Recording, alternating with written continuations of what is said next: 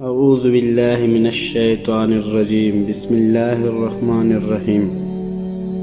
حضرت ابو ہریرہ رضی اللہ تعالی عنہ سے روایت ہے، حضور صلی اللہ علیہ وآلہ وسلم نے فرمایا، ایک آدمی کہیں جا رہا تھا، چلتے چلتے اس کو بہت سخت پیاس لگی۔ راستے میں اسے ایک کنواں ملا، کنویں میں اتر کر پانی پی کر باہر آ گیا۔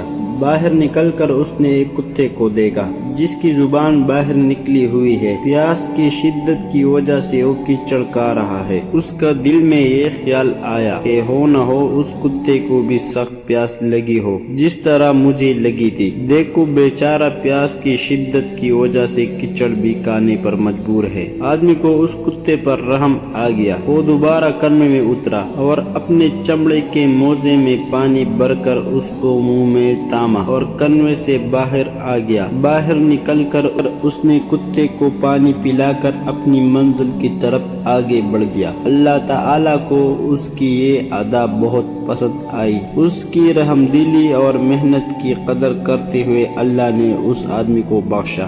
بعض صحابہ نے رسول اللہ صلی اللہ علیہ وآلہ وسلم کی زبان یہ واقعہ سنا، اے اللہ کے رسول، کیا جانوروں کو تکلیف دور کرنے میں ہمارے لیے اجر و ثواب ہے؟ آپ نے جواب دیا، ہاں، ہر زندہ جگر دار جانور کی تکلیف دور کرنے میں ہمارے